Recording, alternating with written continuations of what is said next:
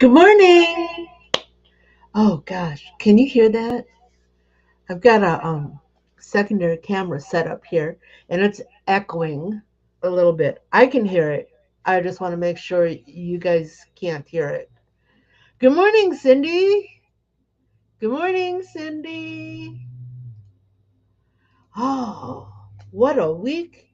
What a week. What a week. So, some of you may know, some of you may not know.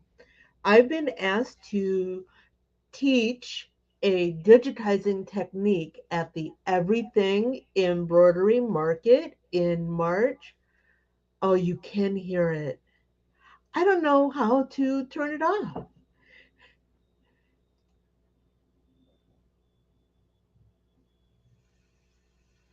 Oh, okay. Good morning. Um, do we have a first name? Voog Steamworks? I'm sure that's a business name. Good morning. And good morning, Jesse. Wonder if I plug it up somehow. What do you think? So, anyways, while I'm fussing with this silly volume thing, Amy! Good morning, Amy. It's good to meet you. Um, anyways, in everything embroidery. Woody, good morning. You're very welcome, Woody. Woody, I tried to get creative, and when you're creative and you're teaching, somehow it sticks a little bit better. Oh gosh. So fingers crossed that this works. Good morning, Barb.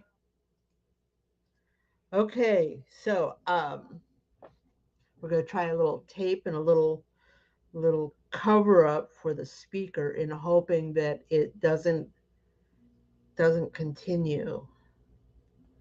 I turned all the functions off, all the audio functions off on the phone, but I think that only works for phone calls. Um, okay, back to everything embroidery market. So yes, I'm teaching a class there, and guess what they did? They gave me tickets to give away. Yep, tickets. I know, I'm distracted here. Ooh, I think that's better. Is that better? Testing. One, two, one, two, three. Testing. I plugged up the speaker. Little tissue, little tape. So they gave me tickets. So here's the question for the people that are here right now. Does anybody want to go to the Everything Embroidery Market? But with the travel expense and the hotel expense or whatever, all those tickets, now it gets you into the showroom, but includes 3 classes. You can register for 3 classes.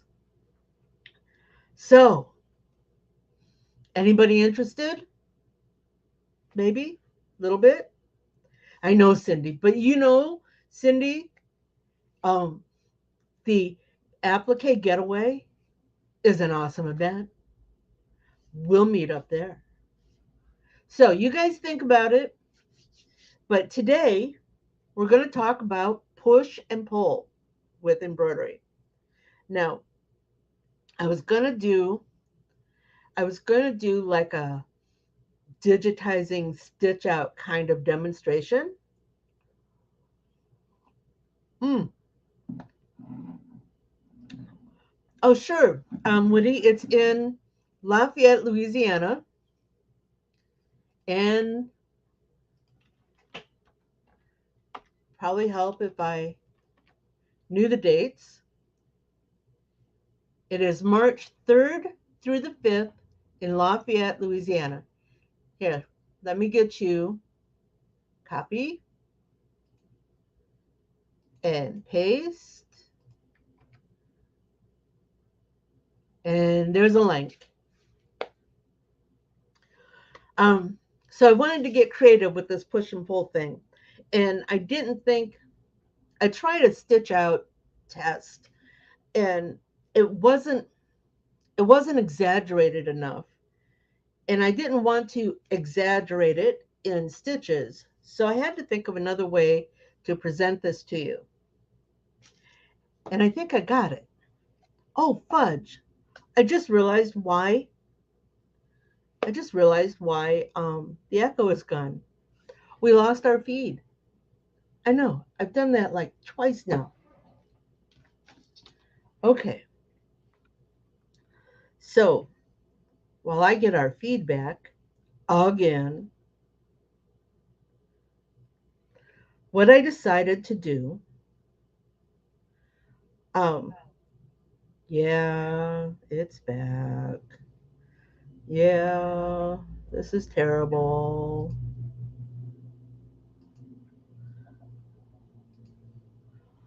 Looks like looks like we're gonna have to live with it because I can't figure out for the life of me how to turn it off. Oh my god, it just quit on me again.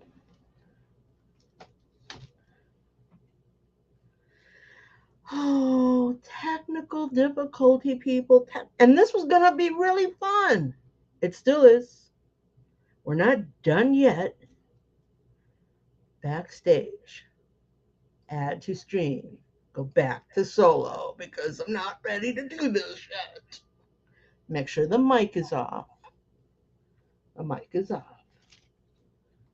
Set it back up on the tripod. Reposition it. Okay. You ready?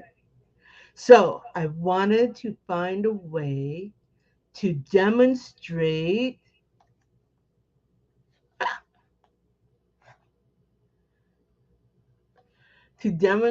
push and pull. So I went, I went, I went back to our childhood. I was a little disappointed though, because it doesn't smell like Play-Doh. Remember Play-Doh? How many of you played with Play-Doh? Who would not have played with Play-Doh? Or anything that was similar to Play-Doh. So I ran out. Well, actually, my brother was out shopping, and I told him, pick me up some Play-Doh.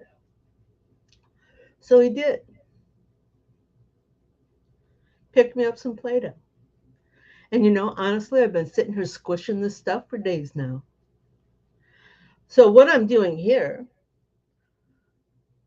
I know Jesse, isn't it fun? I love Play-Doh. Cindy, you too love Play-Doh. But I expected to be wafted with the whole smell of Play-Doh because, that's what they told us when we were kids, that it was a proprietary scent. Okay.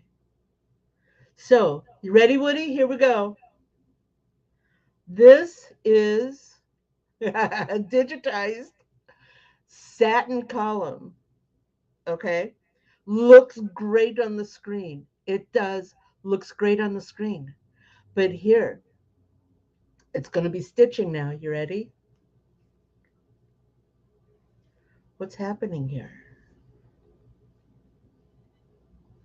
The sides pulled in and the ends got longer. Did you catch that? Yep.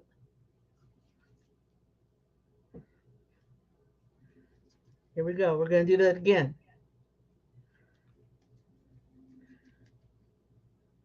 We have a satin column, right? And we're stitching it. Stitch, stitch, stitch. Satins are getting narrower as we go up. And remember, this is an exaggeration and it's getting longer. So how do we compensate for that? What do? We make it, we make the satin shorter. We make the satin column You're right, Woody, and have fun doing it. Yeah. So we make the satin column shorter. Now, going to, I got a lot going on here, people. All right. Yeah, we don't need you. We just need the one. Yeah, you don't want to see that yet. All right. No matter. So I'm going to draw a couple of lines here.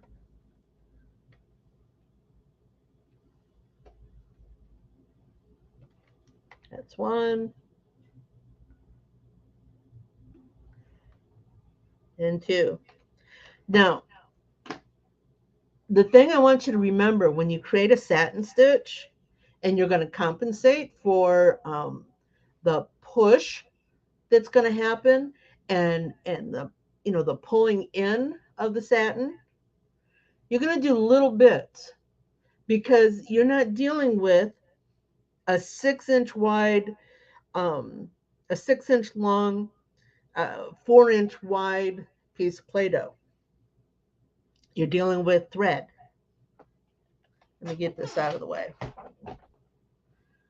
So we're going to create just a simple column stitch, and we're going to place it on our lines.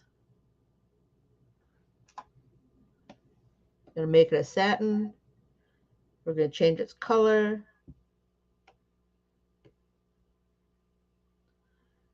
Going to enlarge it. Can we all see this now? Yeah, let's just make that 400.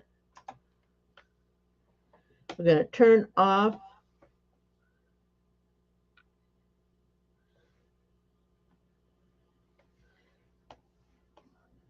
ta-da! Okay.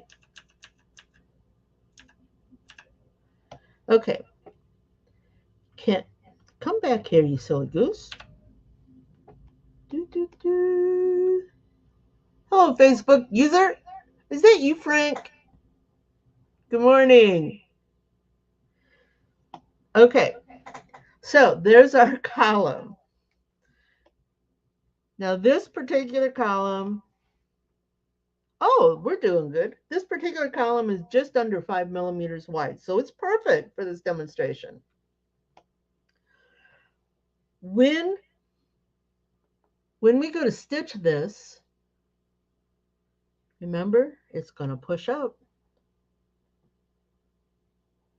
Going to push up probably about the distance of 2 to 3 stitches. Okay. So when it's done,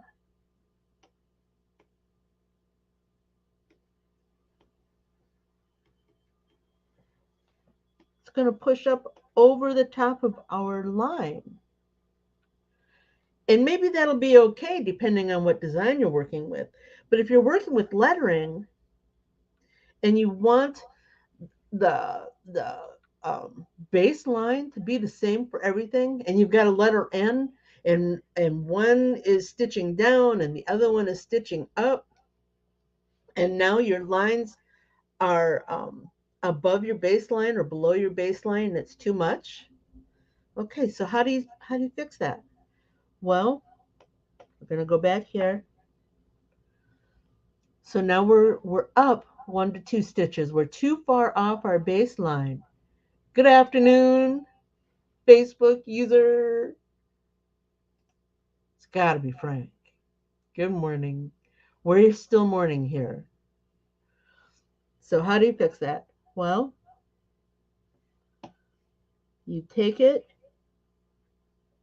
and you shorten the column by that same 2 to 3 stitches, so that when it stitches and it pulls up, remember our Play-Doh?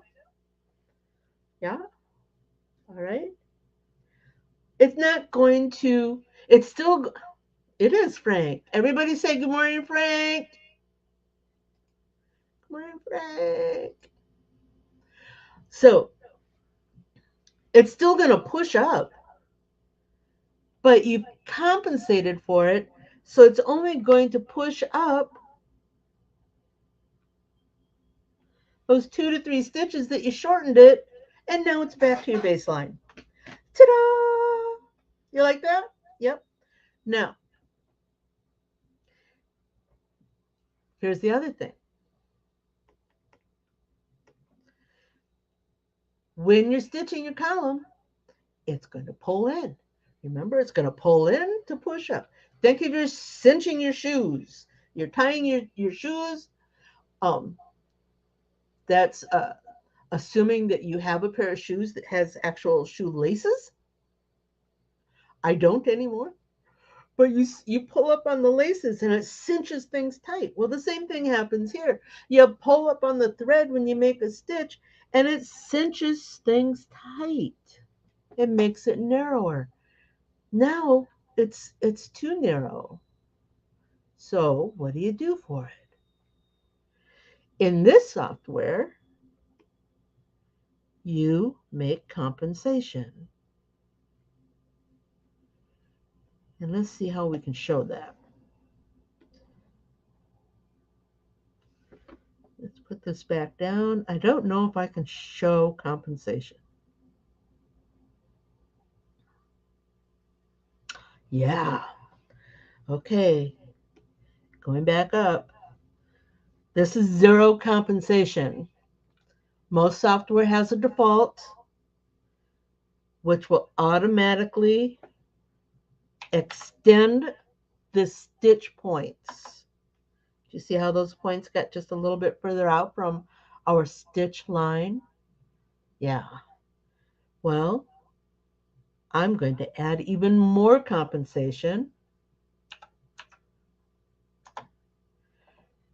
for that extra pull-in that I'm going to experience with some of my designs. Okay. Now, Woody, I think you've got another question. And here's what I think that question is. How do you know how much compensation? How do you know how much you need to extend your column? There's no set number, Woody. Everybody. There's no set number. Okay. What you're going to need to do is build on your experience. If you outsource your digitizing, remember I'm a digitizer that does contract work, that does work for other people. Tell your digitizer, I think the compensation is off on this. I think the columns need to be a little bit bolder. Or tell them, I think, I think the push is too much. You need to draw it up a little bit more. It extends down too far. But you yourself are not going to know by how much until you start building experience with this. There's a seasoned digitizer out there, Eric Campbell. I know I've talked about him here before. Look at this. I'm sitting here fiddling with the Play-Doh. Eric Campbell, who has gone so far as to take a pair of micrometer calipers. Sorry, calipers. In fact, I have my caliper sitting right here. Yeah. Takes the calipers and actually measures. Can you see that? Actually measures what that is.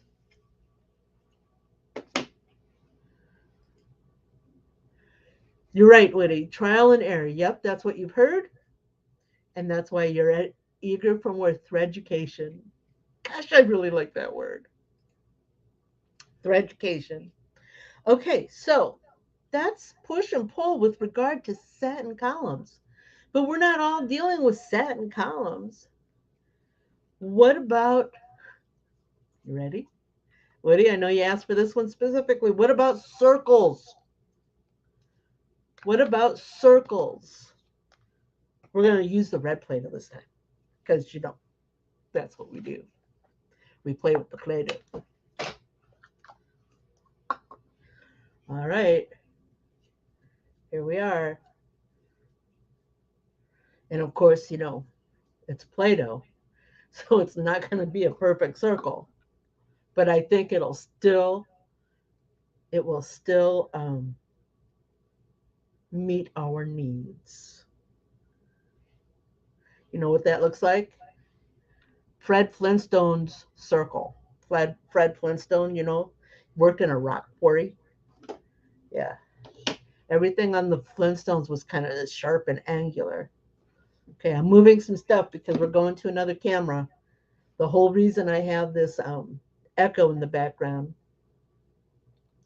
Gosh, and I wish I could get closer. All right, this is the one I wasn't sure about, but here we go.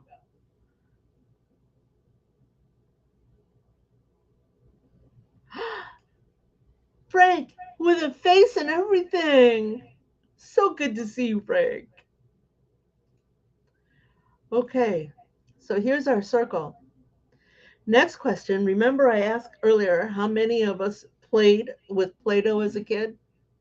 How many of us have rolled out pie crust or watched our moms roll out pie crust or even our grandmothers roll out pie crust?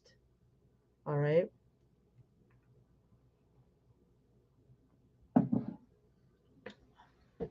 They always started with a ball of dough. Yep, a ball of dough. And then they took the rolling pin, just trying to get some stuff out of the way here, took a rolling pin and rolled out the dough. I don't have a small rolling pin. That's sad. What do I have here? I have nothing that I can use like a rolling pin.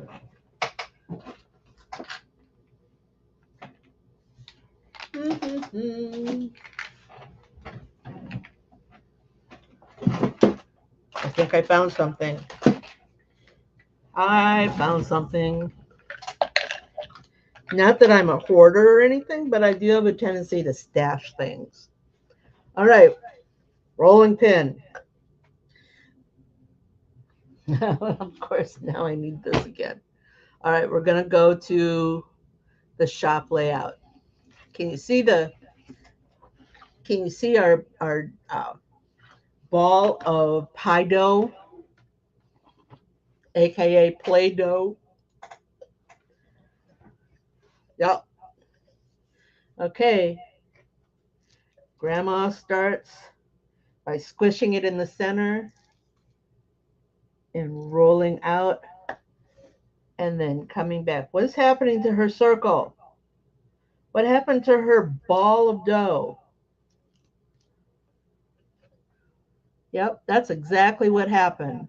It elongated. Of course, you can't see me do that. It elongated. All right. And for grandma to get a round piece of dough, she would pick it up, flop it over, and then roll in other directions. Oh my goodness, look at that. Yep. Getting better, right? Okay. So she kept turning it and rolling until it became round again, or at least round enough for her to put in the pie pan. All right. I'm gonna be playing with this forever. Okay. So we're going to go back to our camera. Go back to me. Me. There I am. Okay. So that's what happens when you're stitching. When you are stitching, whatever direction, whatever direction your stitching is traveling in,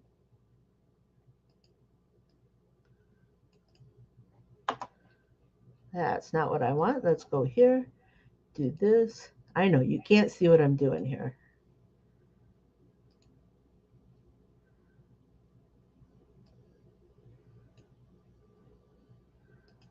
I'll be with you in just a second.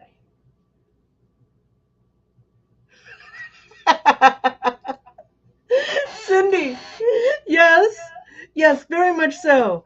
I am really liking the props in this class.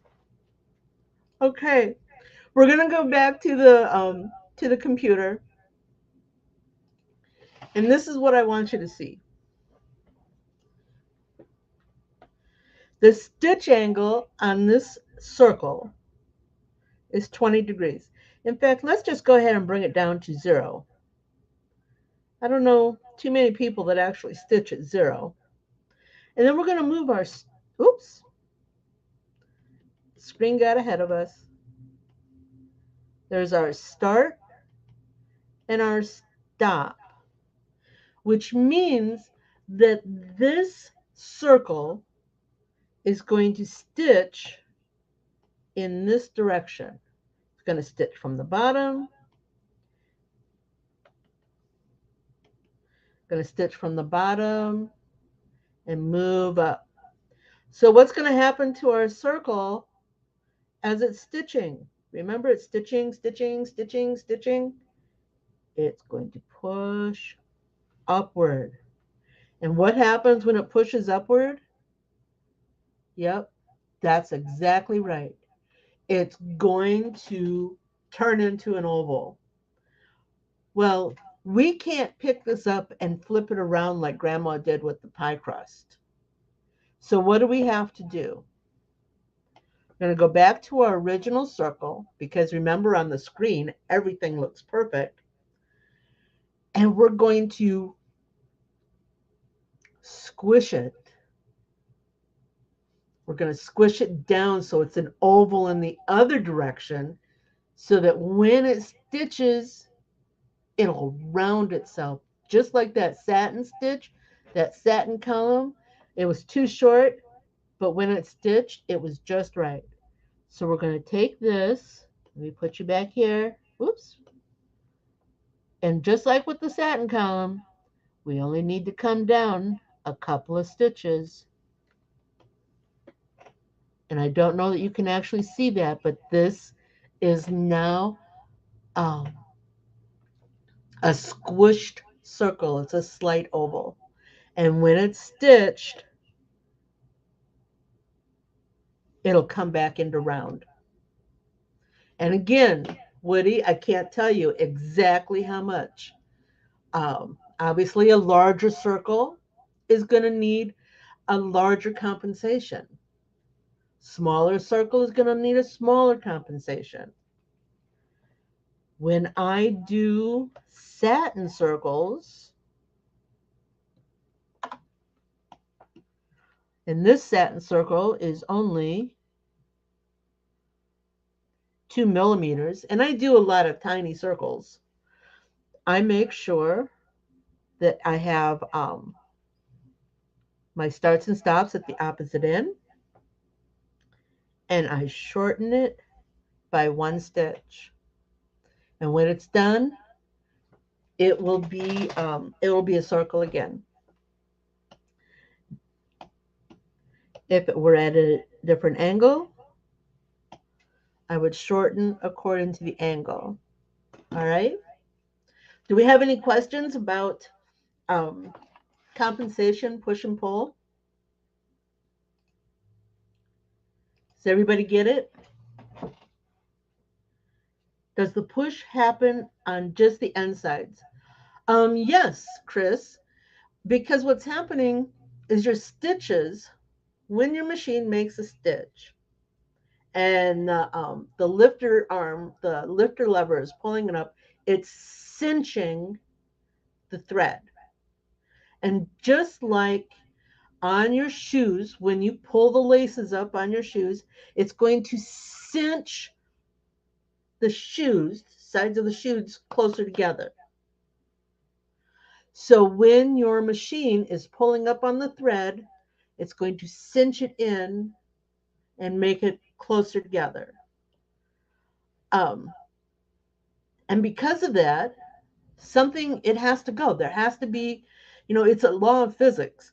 Um, For every action, there's an equal and whatever other opposite action. Well, if you're pulling in, the equal and opposite action is going to be to push up. So it's pulling in and it's pushing up in the direction of the stitch. So if you start at the bottom,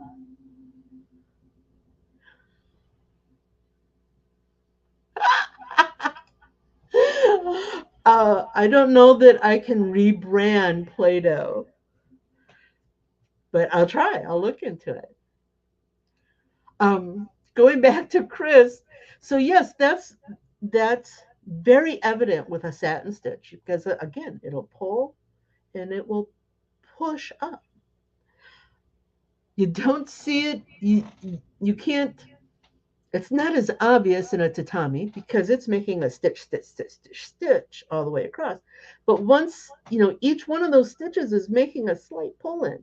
So ultimately, the whole thing is made a pull in. And again, needs to push up in the direction of the stitch. Does that help, Chris? Did that help you understand how it works, how it happens, what happens, how it goes? Look at this. I told you my brother ran out and bought this for me. I told him I needed Play-Doh. So he came home with a little 5-pack of these things. Yeah. When I was a kid,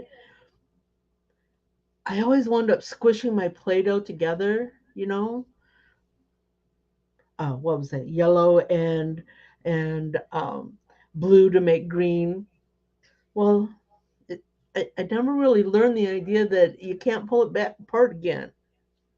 So I'm going to do everything I can to not let my Play-Doh dry out and not mix up the colors. Okay, everybody, that is our push and pull. No, just like think about the terminology, Chris. The word push.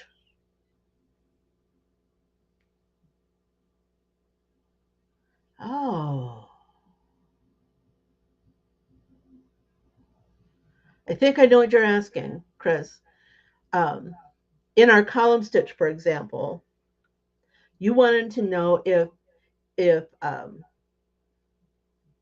pushes up, but does it also push down? That can happen if your start and stop is in a different position. So let's go back to the computer for a moment. Are you there? All right. Let's go back to, of course, I got to figure out which screen I'm working on. Oh, just got a dust mite on my door. Where'd it go? Cancel.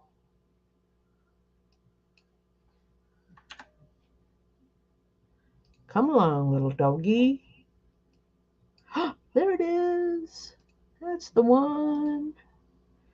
Okay. So, Chris, right now, this particular column has a start down here and the stop is here. We don't want that. Let's put it up there. So what we're getting is our push is going up because that's the direction of our stitch out. Back and forth, moving upward. If you start in the middle, okay, that means that your stitching has to go in two directions. It's going to stitch down and then it's going to come back and stitch up. Or it'll take and because, let's change this again. We're going to put our stop in the middle too. All right. So what's going to happen? God, maybe not. Depends on your starts and stops and how the software is going to calculate this. If yeah, it's still going to do that. It's going to make a travel. What's going to happen in this situation is it's going to start here and then it's going to travel down, stitch all the way up to here, and it's going to travel up. And a travel stitch, people, just for those that may not know, a travel stitch is just a run stitch. It's just a means of getting the needle from one point to another without doing a cut, trim, and jump. Okay, so it's going to travel back up here, and then it's going to stitch down back to the middle. So what's going to happen is there's going to be a slight pinch in the middle where there's going to be more stitches here because it's going to push down into the middle, and this one's going to push up to the middle. Does that help, Chris? I'm sure that there's going to be a scenario where it is going to push down as it's stitching and it's going to push up as it's stitching. Okay, I think that covers everything. If any of you have, oh, I guess it helped. If I'm going to do hand gestures, you need to see me, right? So, again, I think that's it. If any of you have any questions, never hesitate to send me an email, send me a message. I will post links in my YouTube, how to find me. Oh, here we go. What does Woody say? So if you want to have a running stitch to outline a shape, it's also trial and error for the compensation. And yes, yes, Woody, you got it. If you need to do a border or, well, a running stitch, because those are the hardest ones to match, um, you will have a registration issue. Because remember, everything on the screen looks perfect. But when it stitches, there's going to be some push. There's going to be some pull. So your running stitch outline is going to be too short and it's going to be too wide unless you compensate for it. And that means making it narrower and making it longer. But again, trial and error. All right? All right. I'm going to go ahead and sign off now. It was great playing with all of you. Let me know if you have any questions. Again, if you're part of Facebook, you already know how to find me. Um, I will again post links the uh, in my YouTube. Thank you, Amy. Now, Amy, just going to tell you right off. Um, I will make every effort to remember your name for the next time you're here. But please, please, please forgive me because the brain is old. If I have to ask you again, all right? Thank you. Thanks, Frank. Frank did a great test stitch on push and pull the other day. Catch him. Frank, go ahead and take a moment and post a link to your group, okay? Love to learn and understand better. Kathy, that's what I'm here for. And I try because I need to break it down into relatable terms.